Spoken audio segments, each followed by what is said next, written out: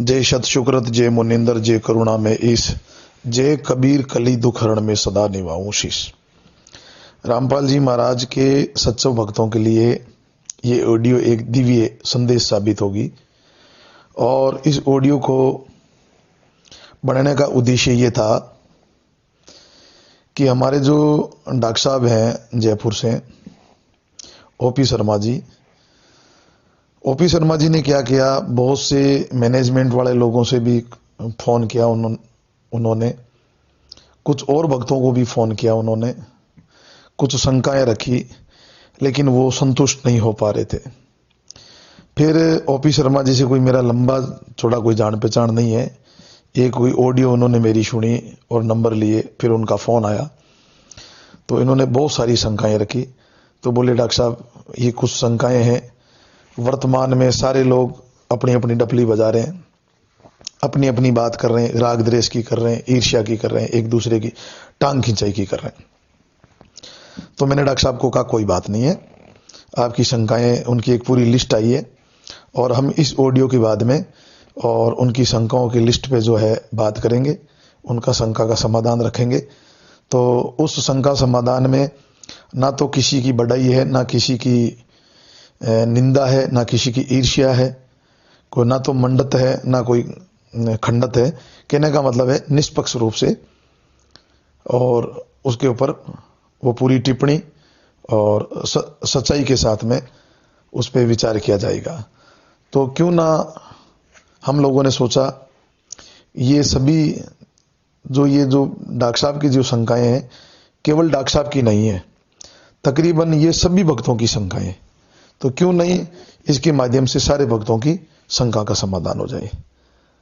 Number एक ये था।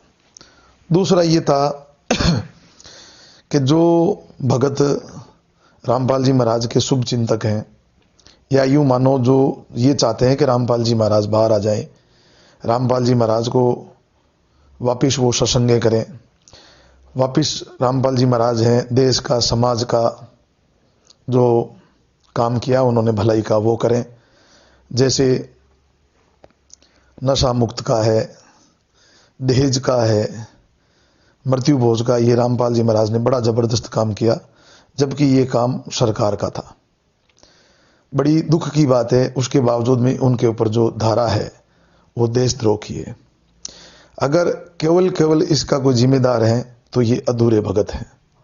क्यों ये क्या करते हैं, जितनी भी जो रैली हैं या मंत्रियों के पास जाते हैं, जो भी उन्होंने जो रैली निकाली है, धरना दिया है, प्रदर्शन किया है, उसमें इनका सिर्फ इतना ही होता है कि मोदी हाई खट्टर हाई, बस इसके अलावा इनका कुछ नहीं होता है।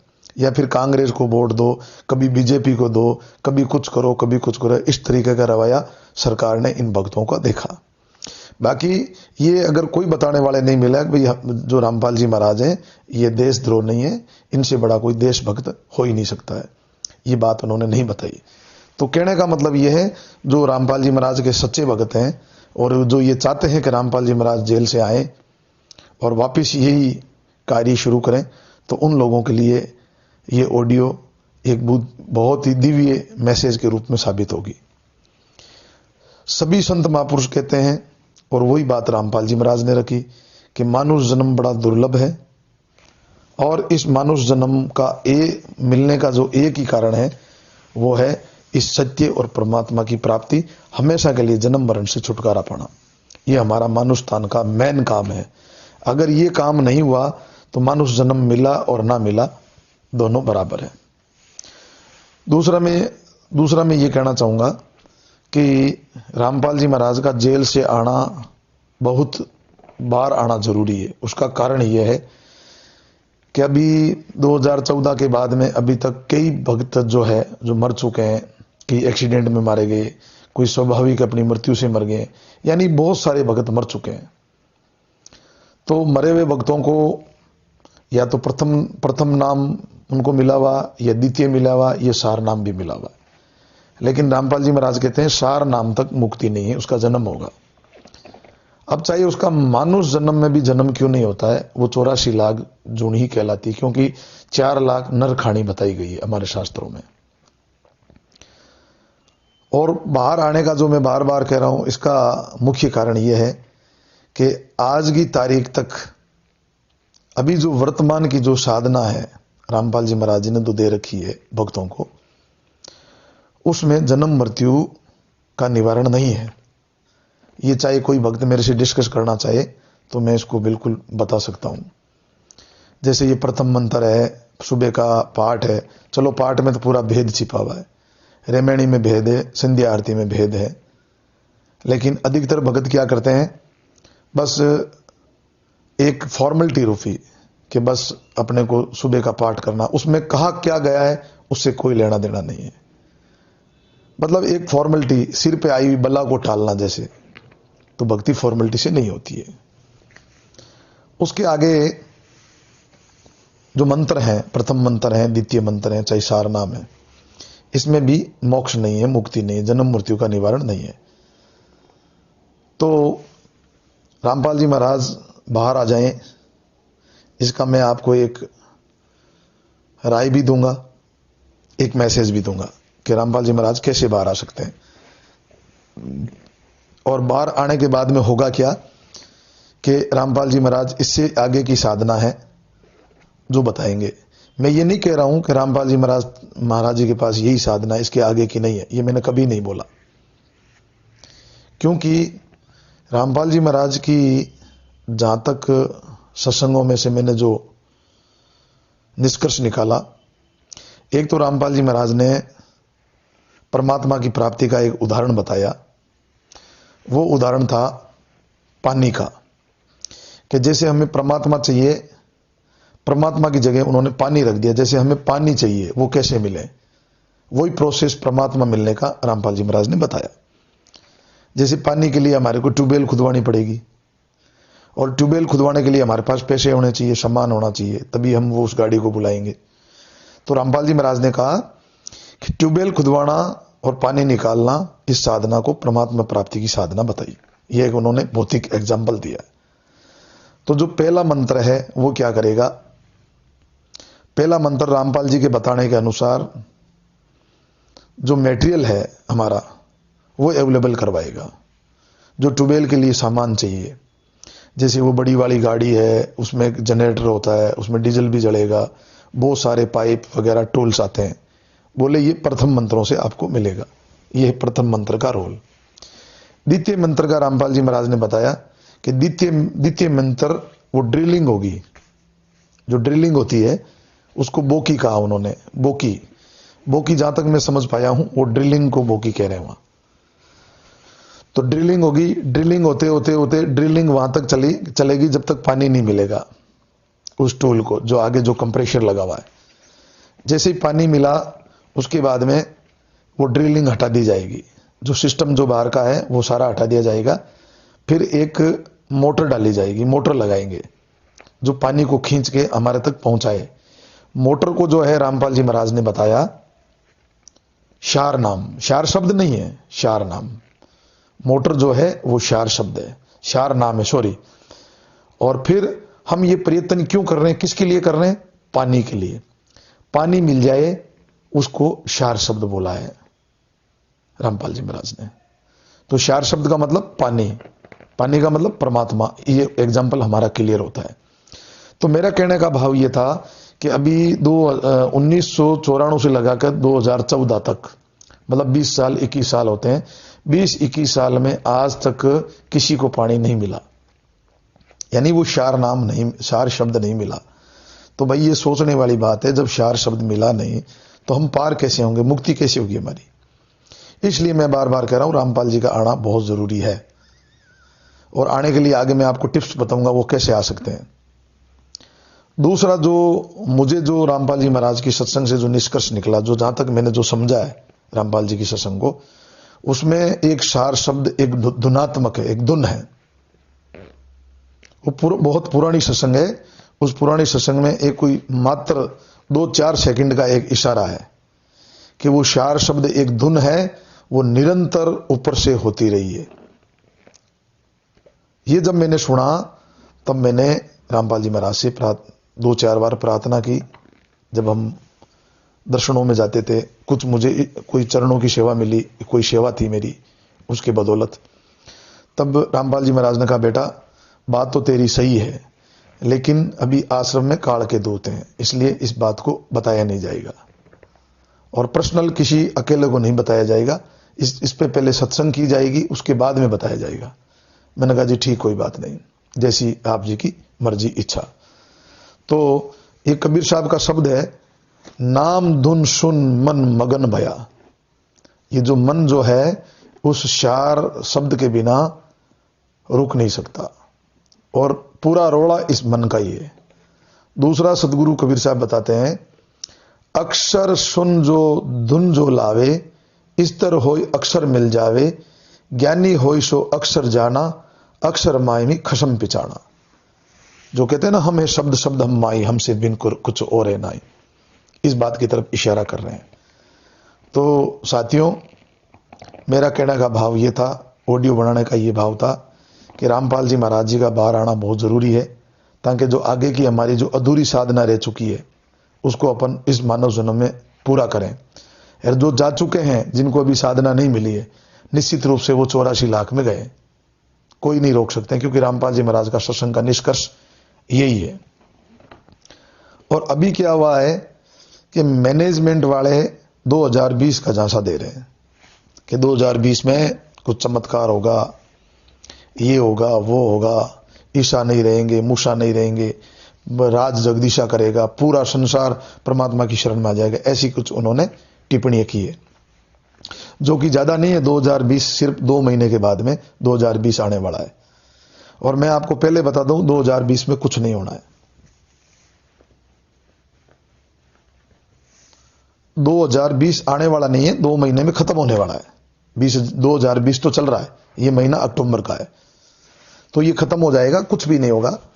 कुछ भगत कह रहे हैं एक दिन में भी कुछ हो सकता है। मैंने कहा चलो भाई, कुछ नहीं होगा। क्यों कि जब ये बरवाड़ा कांड नहीं हुआ था उस समय भी मैंने अवगत करवाया था, क्योंकि मुझे एक कोई सेवा मिल रखी थी, तो उस सेवा के संदर्भ में मैं रामपाल जी महाराज से मिलता था और इन लोगों से भी मिलता था। मुझे पता लग गया कि इन लोगों का कोई प्लानिंग मानस कोई बहुत बड़ा है, और कम से कम मैंने बहुत से भक्तों को मैंने बताया, लेकिन उस समय किसी ने मेरे ऊपर विश्वास नहीं किया।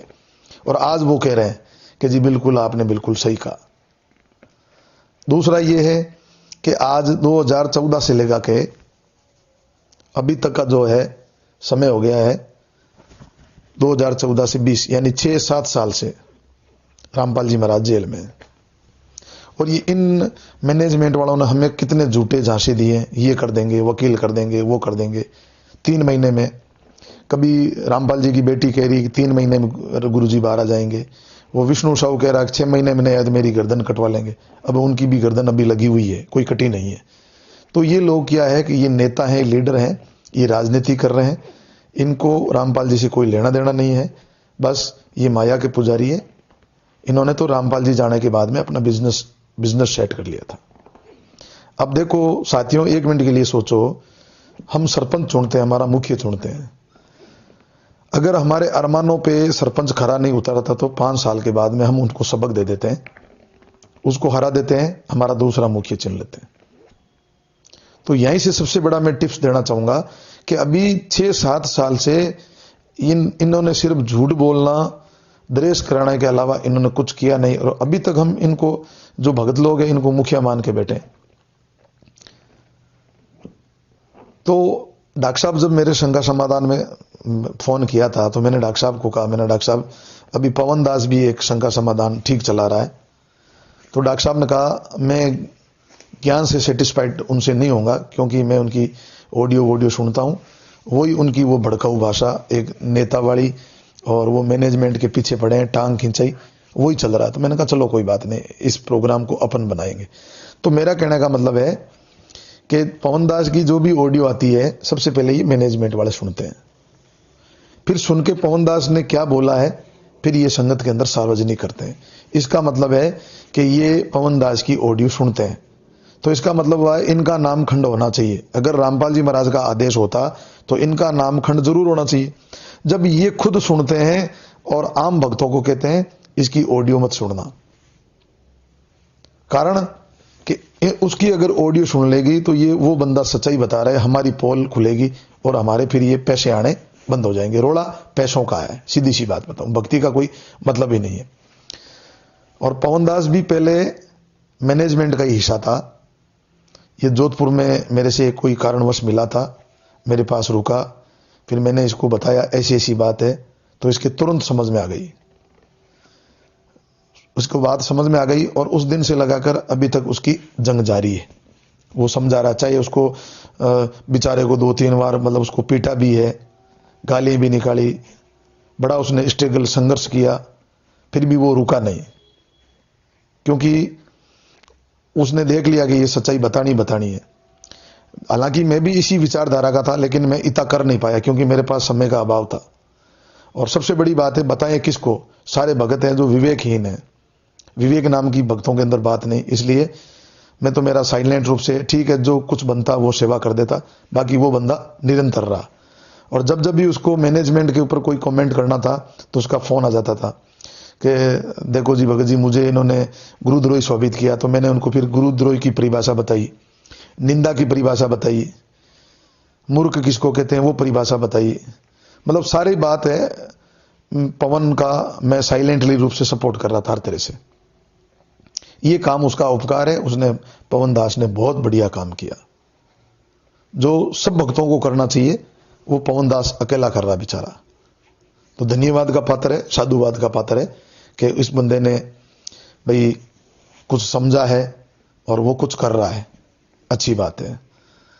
तो उसका शंका समाधान का जो प्रोग्राम देखा वो तकरीबन ठीक ही है। और जो भक्त ज्यादा एक बात करते हैं कि हम 600 साल पहले फेल हो गए थे, अब अपने को फेल नहीं होना है, तो उन लोगों को मैं एक चीज कहना चाहूंगा कि आज भी सारे भगत लोग फेल हो चुके हैं। कैसे हो चुके हैं? 19 नवंबर 2014 रात को 9:15 में रामपाल जी महाराज बरवाड़ा आश्रम से अरेस्ट हुए थे। उनको वहां से सीधा पंचकुला यानी 210 किलोमीटर, तो रात की करीब 12:30 पौने 1 की बात है, जब वहां कार्डियो विभाग वालों ने रामपाल जी महाराज का चेकअप किया, टीएमटी है, इको है, लिपिड प्रोफाइल है, सारा चेकअप जब किया तब वो सब उसमें स्वस्थ पाए गए। तो मीडिया वालों ने, पत्रकारों ने पूछ लिया कि रामपाल जी महाराज आप तो कह रहे थे मैं बीमार हूं और अब आप बिल्कुल इन रिपोर्टों के अनुसार आप स्वस्थ हैं। तो रामपाल जी महाराज ने कहा मैं पहले बीमार था और अब मैं स्वस्थ हूं। मतलब उनका एक संकेत था कि भाई वहां इन लोगों से बीमार था मैं, जो ये मेरी मान नहीं रहते, क्योंकि आश्रम 1.5-2 साल हाईजैक रहा था, ये मुझे मालूम है। उस समय मैंने बहुत लोगों को बताया लेकिन कोई लोग मान नहीं पाए। तो फिर जब बाहर निकले रामपाल जी महाराज, कुछ मीडिया वाले और आ गए, तो वहां रामपाल जी महाराज का चेहरा दिख रहा था। रामपाल जी महाराज अपने मुखारबिंद से बोल रहे थे, पूरा देश ने सुना। उन्होंने कहा मुझे भी रोक रखें, गद्दार ये सब लोग हैं, मेरी राष्ट्रीय समाज सेवा समिति नहीं है, मैंने किसी को काला नहीं पहनाया। मतलब बहुत सारे राज रामपाल जी महाराज ने वहां खोला। वो सबसे बड़ी भक्तों की परीक्षा थी और सारे के सारे लोग उस परीक्षा में फेल हो गए। और जब इन मैनेजमेंट वालों को पूछा गया कि भाई रामपाल जी महाराज का ये वीडियो है, क्या रामपाल जी महाराज झूठ बोल रहे हैं क्या? तो उन्होंने कहा बिल्कुल, एक वकील के कहने से रामपाल जी महाराज ने झूठ बोल दिया। ये कहना है रामपाल जी के भाई महेंद्र जी का।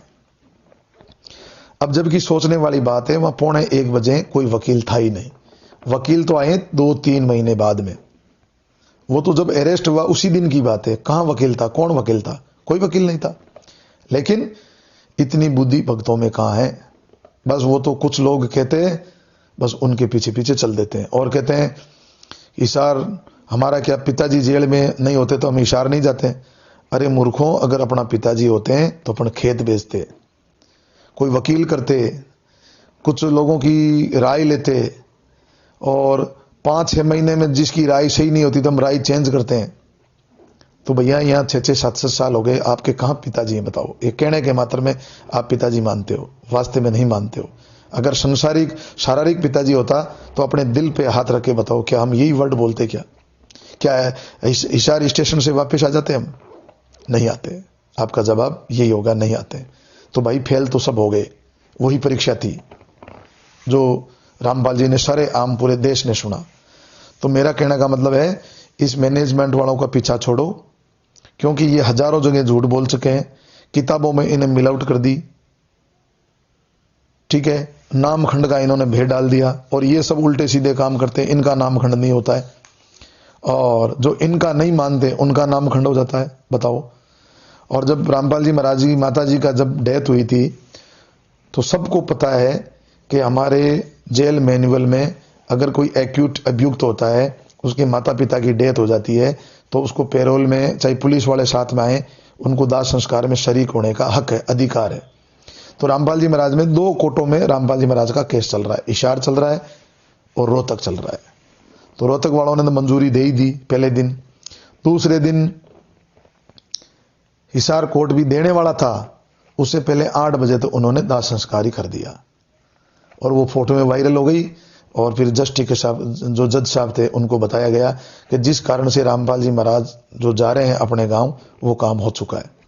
अब यहां भक्तों की बेवकूफी देखो कि दाह संस्कार पे जहां पेरोल मिल सकती थी, रामपाल जी महाराज जा सकते हैं, वहां पर तो बोले कि कोई बात नहीं, रामपाल जी महाराज नहीं आए तो, और एक पाठ किया माता जी के पीछे, बोले वहां रामपाल जी आ रहे हैं। अरे तो भाई, सरकार है, कोर्ट है, ये पाठों को, सत्संगों को, इन बातों को नहीं मानती, वो अपने हिसाब से चलती है। तो भाई, मेरा कहने का मतलब है, बहुत कुछ और सच्चाई जानता हूं मैं, ज्यादा लंबी चौड़ी बात नहीं करके मैं इतना ही कहूं, ये जो अपना पैसा है, अपनी जो शक्ति है, ये इनके साथ में देना बंद कर दो। ये लोग गद्दार लोग हैं, और जब ये अपने गुरु के नहीं, कोई बेटा अपना बाप का नहीं, बेटी अपनी बाप की नहीं, तो भाई ये अपने कहां से होंगे। और अभी जो ये पवन दास है, अकेला जूझ रहा है, और सारे लोग इसका शंका समाधान सुनो और जुड़ो, विवेक लगाओ। अभी तक तो ये ठीक ही कर रहा है, जहां तक मैंने उसकी कभी कभार इसकी ऑडियो सुन लेता हूं मैं, अच्छी मेहनत कर रहा है। अभी तो ये सच्चाई के साथ में कर रहा है, आगे उसकी क्या मनसा है परमात्मा भगवान जाने। क्यों माया अच्छों की बुद्धि खराब कर देती है। फिलहाल तो मुझे ठीक ही लग रहा है, तो ज्यादा से ज्यादा राम इसके जो पवन दास है, उसके शंका समाधान को ज्वाइन करो, और फिलहाल यहां से कटो, और उसके बाद में जो पैसा आप 10वां हिस्सा देते हो सब बचाओ, बचा के रख के कोई दूसरे वकील को, कोई दूसरा सिस्टम तैयार करके, और जो प्रोसीडिंग है जिस हिसाब से, जो जैसे हम लोगों को कहते हैं कि शास्त्र विधि को त्याग कर जो मनमाना आचरण करता है, वो ना परम सुख, ना सीधी, ना सुख को प्राप्त करता है। इसी तरह सरकार के विरुद्ध चल के, सरकार के नियमों के विरुद्ध चल के हम भी सरकार से कोई फायदा नहीं ले सकते। तो इस ऑडियो को ढंग से समझ के और विचार विमर्श करके और ध्यान से सुन के देखो, हमारे को कितना बेवकूफ बनाया गया, कितना मूर्ख बनाया गया। और रही बात है 600 साल फेल भगत लोग हो चुके हैं, क्योंकि रामपाल जी महाराज के वचनों को नहीं मान के आप कथा कथित कुछ लोगों के वचनों पे चल रहे हो, और इन्होंने आज तक एक भी बात अगर कोई सत्य साबित कर दी तो बताओ। इनके जितने झूठे फ्रेब मैंने नहीं देखा। अब सबसे बड़ी बात देखो, पवन दास जी वाला जो मैटर हुआ जयपुर में, वो 1 नंबर का लफिंडर, मैंने 1 नंबर का लफिंडर, जो झूठ, वो बोल रहा मैं जोधपुर आ गया और मेरी गाड़ी खराब होगी, जबकि वो कहीं पर भी नहीं आया। फिर मुझे बाद में पता चला कि 1 नंबर का लफिंडर और झूठा आदमी है। जब मैं जयपुर आया, मैंने कहा मेरी गाड़ी ले लूं, कि नहीं ये कोई कि नहीं आपको गाड़ी लेने की जरूरत नहीं है। मेरे को इन लोगों ने ये कहा है कि डॉक्टर साहब, पवन दास की आपकी बात होती है, आपकी वो मानता है, उसको समझा दो, नहीं तो हम उसका मर्डर करेंगे और एक आदमी ले लेंगे। और तब मुझे भी लगा कि भाई ये तो नालायक है, निकमे, इनके पास फौज है, वो बेचारा गरीब आदमी है, अपने बच्चों को पाल रहा है, तो मुझे ये ठीक लगा था ये। फिर आगे देखा इन लोगों ने कितना बड़ा धोखा किया। ये मेरे को जो देश राज के लिए बारे में बता रहा है कि ये कोई रास्ते में चल रहा है, दिल्ली जा रहा था, मेरा मित्र है, इसकी गाड़ी है, वहां मैं इसके साथ में गया। अगर मुझे ऐसा मालूम होता तो मैं वहां क्यों जाता, मैं सीधा पुलिस को बुला लेता, या मेरे कोई जयपुर में आदमियों की कमी है क्या, मेरे पास गाड़ी नहीं है क्या। लेकिन ये धोखेबाज हैं, ये झूठे हैं, ये वहां लेके गए क्योंकि ये मुझे मोहरा बनाना चाह रहे थे वहां। मतलब पवन दास मेरी मान रहा था, तो सबसे पहले वो यही चाह रहे थे इनके बीच में दुश्मनी करवा दें, इस मनसा से। तो चलो, मैंने पवन दास जी बात की, हम सिर्फ 3 जने गए थे, एक तो देशराज और एक वो लफिंडर और तीसरा मैं। पवन दास के घर में बैठे और बैठ के हमने बात की, उसने चाय वाय बनाई, 10-15 मिनट तक हमारी बात चली। उन लोगों का यही कहना था कि जेल से मैसेज आता है, उसका ये पवन दास विरोध करता है। तो इसका बीच का समाधान रास्ता मैंने निकाला। मैंने कहा पवन दास जी कोई बात नहीं, अपन एक काम करते हैं कि मेरी भी हरियाणा में खूब जान पहचान है, अपन इसकी तहकीकात करते हैं। फिलहाल अभी अपन इसको स्टॉप कर देते हैं, अपन रामपाल जी से मिलने की प्रक्रिया करते हैं, देखो सच्चाई क्या है। इस पे ये माना नहीं, बार बार पवन दास जी ने कहा नहीं मैं तो ऐसा ही करूंगा। ऐसे ही करके पता नहीं बाहर वो कब बुला के लेकर आ गया और उसको बेचारे को मारपीट की। मैं भी बीच में पड़ा, मेरे भी यहाँ मुंह पे लगी है, जो उसने पवन दास ने वीडियो भी बनाया। और शायद मैं उस दिन नहीं होता तो उस बंदे को बेचारे को मार देते, मर्डर कर देते उसका। ऐसे तो ये गुंडे हैं और ये कह रहे हैं हम शारनामी है। तो इनको पहचानो भक्तों, कोई मतलब नहीं है इनसे, ये गुंडे हैं, ये मवाली है। और ये गुंडे किस बलबूते पे ताकत पे बने? आप लोगों की वजह से। इन ऐसे लोगों को, असामाजिक तत्वों को आप पैसे देते हो, इनको आप मजबूत कर रहे हो। इन्होंने रामपाल जी के साथ में धोखा। फिर मेरा सामान, जिसमें एक मोबाइल था, मेरा चश्मा था, मेरे सर्दी के ओढ़ने की कंबलें चदरें थी, सब वो लेके भागे। वापिस मैंने कितना मुश्किल से लिया, कितना इन्होंने झांसा दिया। वहां से मुझे पता चल गया ये भगत नहीं है, एक नंबर के निकमे। तो मेरा जो पुण्य आग्रह है आप लोगों से कि इनका बिल्कुल, इनको पैसा देना छोड़ो, इनके नामदानों पे जाना छोड़ो। अगर आप वास्तव में रामपाल जी के शिष्य हो, रामपाल जी का के भगत हो और रामपाल जी को बाहर लाना चाहते हो, तो एक रण सिंह भी है, उनका भी मेरे पास आया, रण सिंह जी का भी फोन। ऐसे लोगों को संपर्क करो, इस मुहिम को आगे बढ़ाओ और आगे से आगे सलाह लो अच्छे लोगों से, वकीलों से, जजों से। पैसों को इकट्ठा करो और इस पैसों को सही दिशा पे लगाओ। आप सही दिशा पे लगाओगे, दशा ऑटोमेटिक चेंज हो जाएगी। आज अगर दशा खराब है तो आपके पैसे, आपकी शक्ति, आपकी ताकत गलत दिशा में लग रही है, क्योंकि दिशा से ही दशा बनती है। इस बात को हमेशा ध्यान से रखना। तो इसी के साथ में मैं मेरी वाणी को विराम देता हूं और सभी लोगों को सत साहिब।